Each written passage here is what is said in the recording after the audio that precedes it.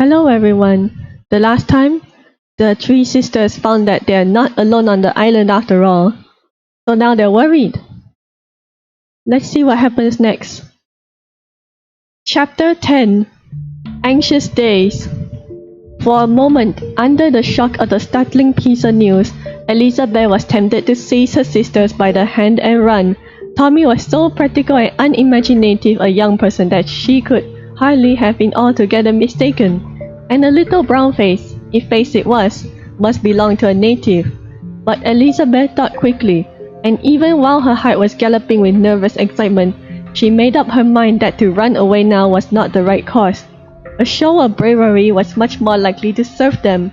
If there really was a native in hiding, he would certainly have seen them, and to run or slink away now would merely provoke pursuit, in which the fugitives would be at a great disadvantage. Summoning all her courage, therefore, Elizabeth advanced towards the bush to which Tommy had pointed. "Don't go, Bess," implored Tommy in an agitated whisper, and Mary, as pale as a sheet, put an arm about the younger girl. Elizabeth went straight on, looking carefully around. "Is this it?" she asked quietly, turning towards her sisters, now several yards distant. Tommy merely nodded. Mary murmured, "How could she do it?" Elizabeth peered into the bush.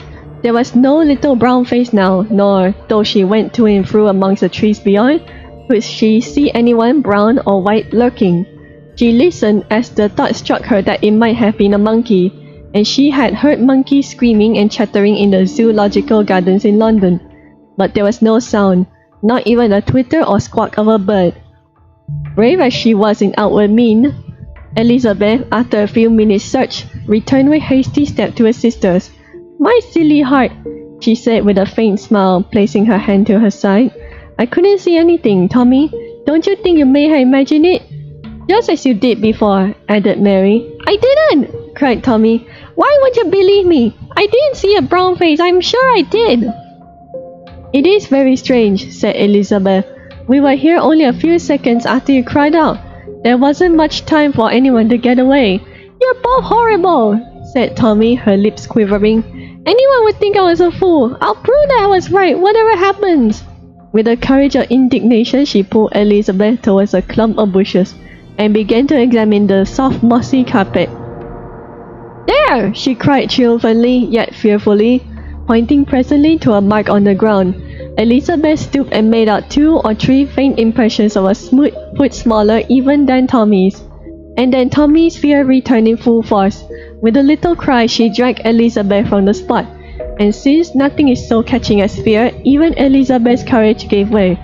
And soon all 3 girls were running as hard as they could towards the stream, and did not halt until they came to the boat.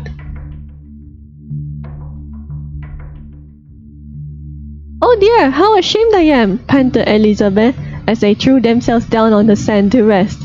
"You are very brave," said Mary.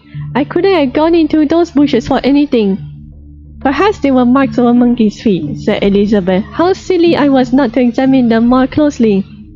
"They weren't," said Tommy. "I saw them quite plainly. They were feet just like yours and mine, only tiny wee things." "I wonder if the people here are dwarfs," said Mary. "There must be people, that's certain now." "If they are dwarfs, they must be more afraid of us than we are of them," said Elizabeth. "Impossible," said Tommy. "I was never in such a fright in my life." "Oh, what is it?" asked Elizabeth, with an anxious look around. "The oranges! We haven't got any, and I shall be afraid to go there again." "That's a pity," said Elizabeth. "They look so nice. Perhaps we can find some in another part of the island." "I won't look for any," said Tommy. "I won't stir from this place, at least no farther than to the bananas. And they're nearly all gone. What if the savages come and attack us?" "Those don't have poisoned arrows," said Mary, quaking. "Really, I think we are crying before we are hurt," said Elizabeth. "We haven't been molested so far, and surely that proves that whatever people there are, they are not very terrible." "I know I shan't sleep a wink tonight," said Tommy. "Hadn't we better launch a boat and spend the night on the sea?" said Mary. "They might attack us in the darkness." "We'll drag it down a little nearer to the sea," said Elizabeth, "and we can take turns to keep watch if you like. But I'm sure we oughtn't to show the white feather. The best thing we can do is to forget all about it." It's easy to say, but I know I shan't forget as long as I live, cried Tommy. And we were so jolly, it's all spoiled. Well, we must eat, said Elizabeth, afraid of a breakdown. Let us cook some fish and be as comfortable as we can. They spent the rest of that day in a state of nervousness, and although Elizabeth tried to get the others to begin weaving their mat beds for the hut, they had no heart in the work. When darkness fell, they drew the boat down to the very verge of high water and lay in it, but not to sleep. They had arranged that each should take a turn at keeping watch, but the result that all were wakeful, and except for a few minutes uneasy dozing, none of them had any rest. This will never do, thought Elizabeth as they drew towards morning. We shall all be worn out if we don't get our proper sleep. I do hope the natives will come to us tomorrow so that we can make friends with them. They all looked very weary and washed out when daylight came. There was no fish left, and Tommy seemed disinclined to try to catch any, or to go to the banana trees for food. Come, girls, this really won't do, said Elizabeth briskly. Make some tea, Tommy, while Mary and I go and get the fish. There's only enough for about a cup each, said Tommy, looking dolefully into the caddy. We shan't get any more by wishing for it, said Elizabeth. So we'll use it all up then try to make a soda cider out of bananas. It will be a change. There are hardly any bananas left either, said Tommy. Then we'll go prowling in such a moor as soon as we really come to the last of them. Come along, Mary. Don't go out of sight, will you? Said Tommy as they moved away. Of course not. We shan't be long. I wish we had a change of things, Bess, said Mary as they hastened towards their fishing rod. Never in my life have I worn my underwear so long. It's horrid. Why shouldn't we have a washing day? Said Elizabeth. It will be a novelty, and give us something to do and think about. Rather fun too, with no soap. How can we manage? I read somewhere that the women in the East wash their clothes by beating them in a running stream with stones. Said Mary. The stream and stones are handy. We might try that plan. Don't the stones knock holes in them? They use flat, round stones without sharp edges, I think. It'll be rather fun to try anyway. I hope the savages won't come, Bess. Do you know, I'm not at all sure that it wasn't the footprint of a monkey or some other animal. It was so very small. I'm not going to think about it. We'd better go on our ordinary way without troubling. Only for Tommy's sake we won't go far from home. For some days at any rate. They returned with 2 excellent fish. Elizabeth at once told Tommy of their idea of washing day, and as she hoped, the young girl was so much amused at the novelty of it that she forgot her alarms for a time. After breakfast they took out their things and donned their dressing gowns, as Tommy called their mackintoshes, and having gathered each a smooth round stone, laid their linen in a stream at a place where it ran over a level rock, and began merrily to pound away. When they had given the clothes a thorough good drubbing, as Tommy worded it, they laid them on the grass in the sun, and within an hour they were quite dry. My word, don't they look nice? Cried Tommy in delight. Oh, Jane, poor old thing, never got them white at home, did she? We must have a weekly wash, girls, it's great fun. There's another thing we might try, said Elizabeth. I haven't got used to eating fish without salt yet. Couldn't we make some by evaporation? How would you do that? Asked Tommy. Put some seawater in our cups and let it evaporate. It will soon do so in this heat, and leave the salt at the bottom. It sounds alright, said Tommy, but I doubt whether we should get enough salt to put on a bird's tail. Let's try. They half-filled their 3 cups from the sea, and put them in the full glare of the sun. Every now and then Tommy ran to them to see how they were getting on, every time becoming more skeptical of success. There was still a good deal of water in the cups at nightfall, but as Mary said, that didn't matter much, as they had used up all their tea, none of them liking coffee at night. So they left the cups as they were, to evaporate the rest of the water next day. When the cups were at last dry, there was no appreciable sediment, and Tommy with great scorn pronounced the experiment a failure. The cups don't hold enough, said Mary. What we want is a large shallow pan. As we haven't got one, I'm afraid you'll have to go without salt, Bess. But a day or 2 later, Elizabeth discovered a wide, shallow depression in the rock a little distance above the high water mark. This'll do for a pan, she said. We'll fill it with seawater with our cups, and keep on filling it up as the water evaporates. Then we'll see, my dears.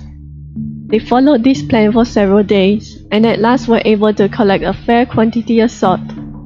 It isn't table salt, to be sure, said Elizabeth, looking at the dirty grey powder, but it's certainly salt enough for anything, and this quantity will last for a week at least. We are getting quite clever, said Mary. I dare say we shall be able to make quite a lot of things by and by. During these days, they had seen no more signs of inhabitants, and their nervousness partially wore off. They were still careful, however, not to stray beyond the immediate neighborhood of their camp, and slept every night in the boat, which they left close to the brink of the sea. They devoted a good deal of time to weaving grass mats for the floor of their hut, but had not as yet plucked up courage to spend the night in it. With the boat as a refuge, they felt a certain sense of security, though they admitted, when they talked about it, that it would not really be of any great service if they were attacked, for they could only escape by embarking, and then to drift to sea out of reach of food was a terrible fate to look forward to. One day, when Mary had been out to gather the banana, she came back with the news that she had gathered the very last one, so that they were faced with the immediate necessity of finding another food supply.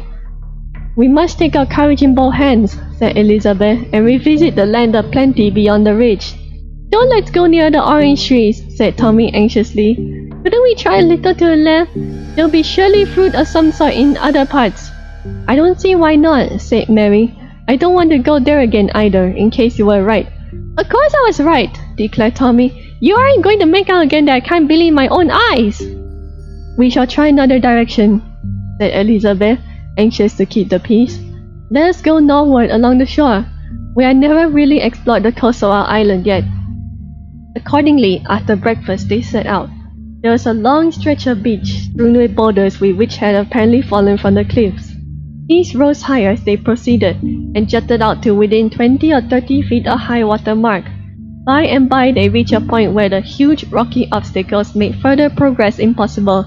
Retracing their steps, they clambered with some difficulty up the face of the cliff, and at last gained the high land above.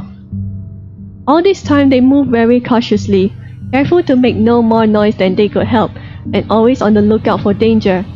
But the silence was broken only by the chatter of birds, the warbling of a blackbird now and then, and the harsh screaming of the parrots in the woods that extended almost to the verge of the cliffs. I should like to catch and tame one of those beauties, said Tommy.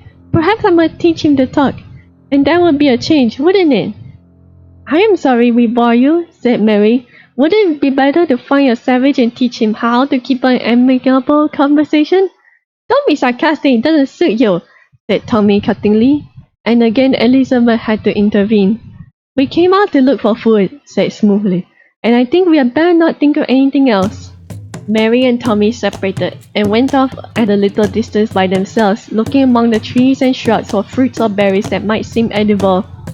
For a time none of the girls saw anything that appeared promising, but presently Mary called out quite excitedly, Here, Bess, I'm sure this is the breadfruit tree, come and look! Then, frightened by the sound of her own voice, she suddenly became aware of her indiscretion, and ran fleetly to join Elizabeth. You idiot! Said Tommy in a fierce whisper as she came up with the others. They stood listening for a while, wondering whether Mary's exclamation had attracted the attention of some inhabitant. But, reassured by the absence by any sign of danger, they hastened to inspect the trees upon which Mary had lighted. Elizabeth noticed that Tommy, who would have died rather than apologize, had slipped her hand into Mary's as in token of regret for her sharp speech.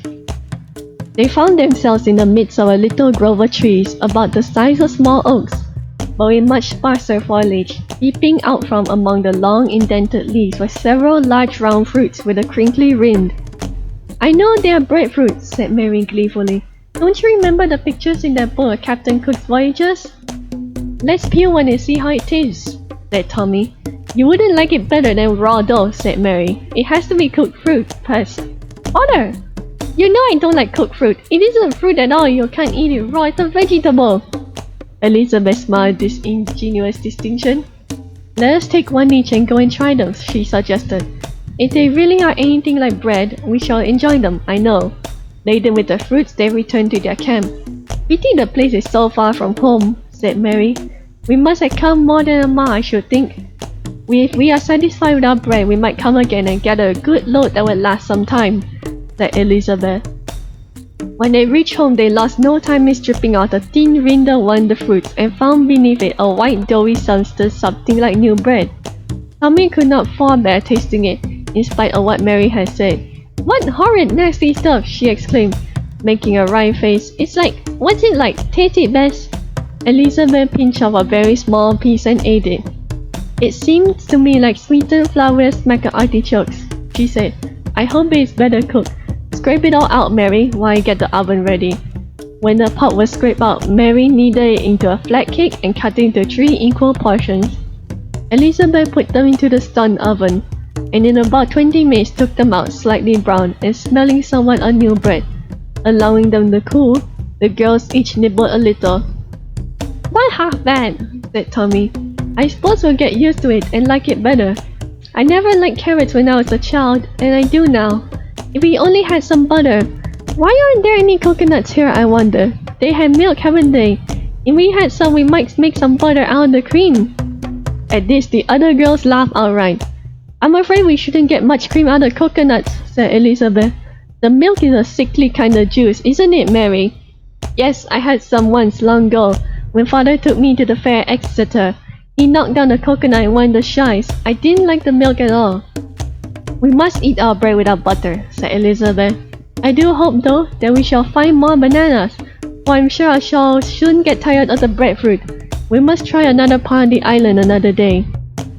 Chapter 11. A Tropical Storm. 2 or 3 days passed without incident. The elder girls in their heart of hearts were becoming convinced that the footprints must have been those of an animal, but Tommy had shown herself so touchy on that point that they never told her what they thought. With the return of their confidence, they began to think that they were punishing themselves by neglecting to use the hut, and one night they ventured to sleep in it for the first time, lying on their grass mats with pillows of grass and dried leaves. They found their new quarters so much more easy and comfortable that they decided to use the boat no more as a bedchamber, and thought that they had been silly in not deserting it before. The hut was delightfully cool both by day and night. In the daytime, they always lifted the awning facing the sea. At night, they let it down at first, getting ventilation by the space beneath the roof. But as they became accustomed to their bedroom, they left the opening uncovered at night also. Before turning in, they would sit cross-legged just within the hut, gazing most often in silence over the wide expanse of sea, watching the stars as they came into the darkening sky, and thinking of their uncle and the friends at home. Uncle Ben was scarcely ever mentioned among them now. They could not bear to think that the dear old man was at the bottom of the sea, that could show such a smooth and smiling face, and yet behave like a treacherous, cruel monster. They scarcely ever dared to think of the future. For though they seldom missed a visit to the cliffs, from which they could look far over the sea, and though their flag was still flying from the tree, they had almost lost hope of being rescued, and could only live from day to day, killing thought by various little activities. One day, for instance, Elizabeth suggested that as their hut was built and furnished, and they had little to do except fish and prepare their food, they might make themselves some new hats. The idea was eagerly taken up by the others. Each girl worked in her own way, plaiting lengths of thin grass, and Mary hit on a brilliant notion of making brims out of the large leaves from a kind of dwarf palm that grew plentifully in the neighborhood. They fastened these together, and then to the grass crowns by threading them in and out with the very fine thread tendrils of a creeper. When the hats were finished, the girls had what Tommy called a mutual admiration meeting, and felt very proud of their dolly Vardens.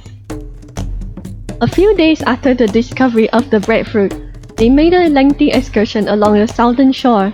Here, the woods were a good deal denser than in other parts, which was one reason why they had hesitated to explore them. But the cliffs were much less lofty than those on the north, and the girls easily climbed them and penetrated for a short distance into the fringing woods. They discovered several trees of kinds they had not seen before. There was one in particular that interested them by its fantastic shape. It was so odd-looking that Tommy dubbed it the clown of the forest. The real name, of which they were ignorant, was the pandanus. But the special reward of this expedition was the discovery of a thick plantation of bananas and oranges, quite equal to those they had seen on the dreaded eastern edge of the ridge. They rushed upon the oranges that bestrewed the ground, She bought several and filled their pockets with them. What with fish, they were expert fishers by this time, the breadfruit, and this fresh storehouse. They felt no more anxiety about food. And if only they could have lost their fear of possible wild neighbors, they would have nothing to trouble the serenity of their healthy life. But none of them was as yet ready to tempt fate again by crossing the ridge, and Elizabeth knew at any rate that while the greater part of the island was shut to them, they could never be quite easy in mind. She felt that the uncertainty was even harder to bear than knowledge would have been. One day, their peaceful existence was rudely disturbed not by man, but by nature. The island was visited by a storm of quite extraordinary violence. The air had been for some time very oppressive, and the girls, feeling incapable of any exertion, were resting in the hut, when there came a sudden hot blast of wind straight in from the sea. They looked out.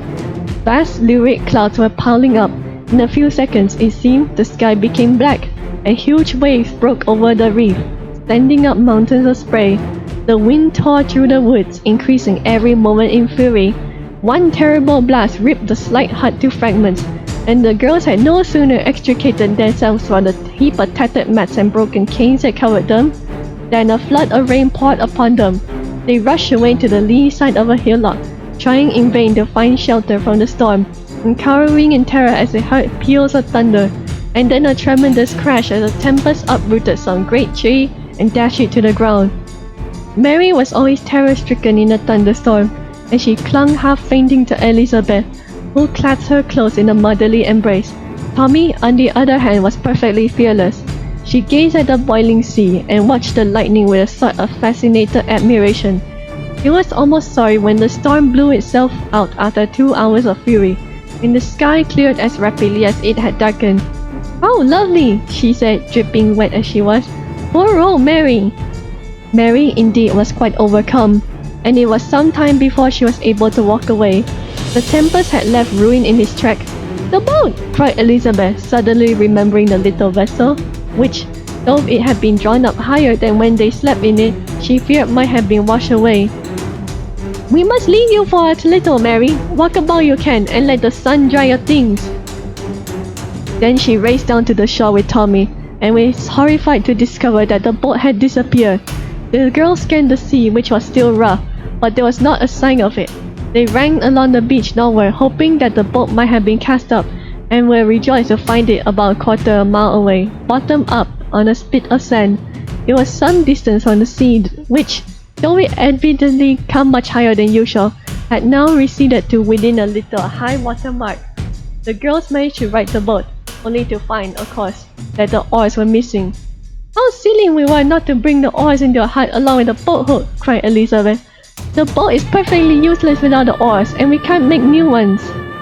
"Perhaps the tide will wash them up," said Tommy. "Help me up this rock, Bess. I'll see if they are in sight." Mounted on the rock, she scanned the surface, and after a time saw something bobbing up and down about 100 yards out, and some way to the south of where she stood.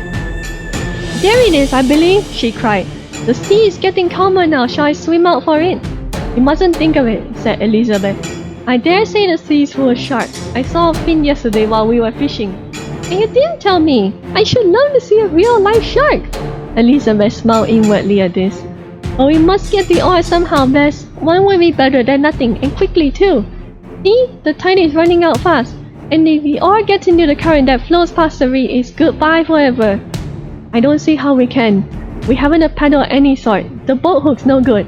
Wait though, I wonder if we could get a branch of a tree, stay here and keep the oar in sight while I run and look." She ran up the cliffside, which was covered with vegetation. The small trees had withstood the storm better than the large ones.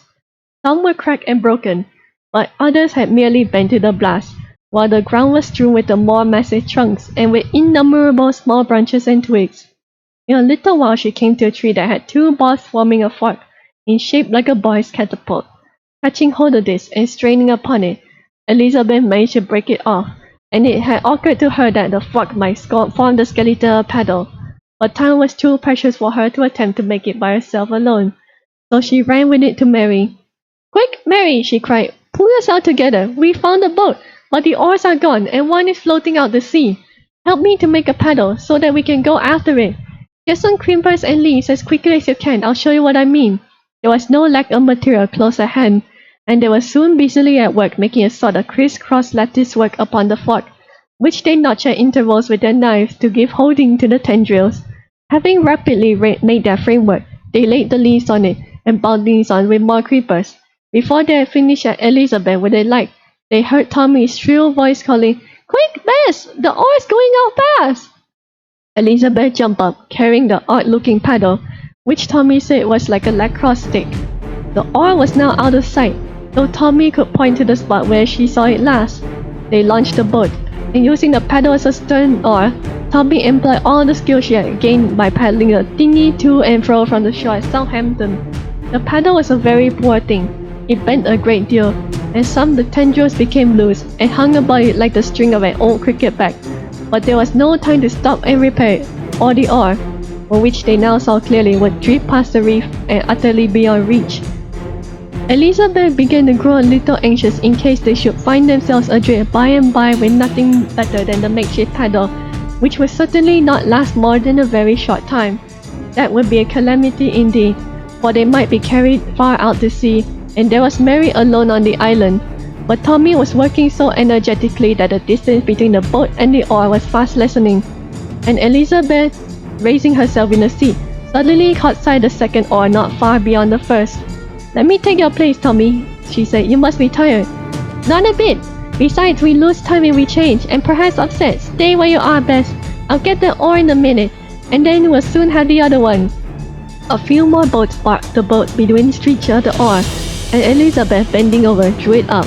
Then Tommy left the stern and both sat on the thwarts, pulling towards the second oar, which he overtook in a few seconds. "We'll keep the paddle as a memento," said Elizabeth.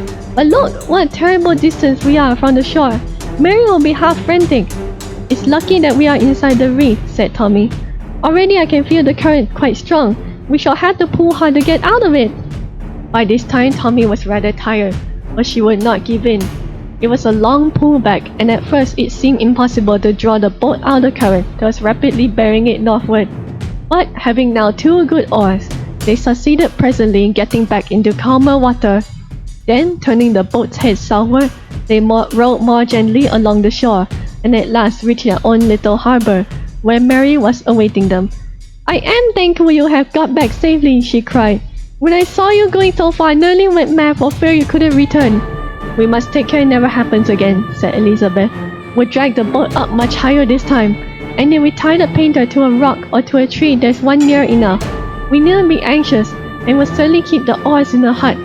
"My dears, we haven't a hut," said Tommy. "We be 3 poor mariners, vagabond, homeless, rag and tang. Who is that old king who sat himself down in a lonely mood to think, and watched a spider spin its web over and over again, and thought he couldn't let a spider beat him and at last beat all his enemies? Oh dear, that's made me out of breath. Robert Bruce, wasn't it, Mary?" "Yes, Mrs Herbert wrote the poem. Bruce and the Spider is called." "I don't care who wrote it. Only we've got to spin our web again. Oh, will you walk into my parlour?" said the spider to a fly. "Please, where's the parlour?" says the fly. "There, I'm a lunatic, but I feel so jolly at having caught those runaway oars. I say, are you dry? I am. There's one advantage of living in a tropical climate. If you don't get soaked, you don't have to shiver while your things are dried at the fire. Homeless, rag, and tan. Who's so contented as I?" she sang, and Elizabeth, noting the high spirits of her wild young sister, hoped that there wouldn't be a reaction, and that Tommy was not going to be ill. They very nearly lost their transportation, for that matter, but now they lost their house. They're likely to have to rebuild it all over again. Tune in next week to see what happens next.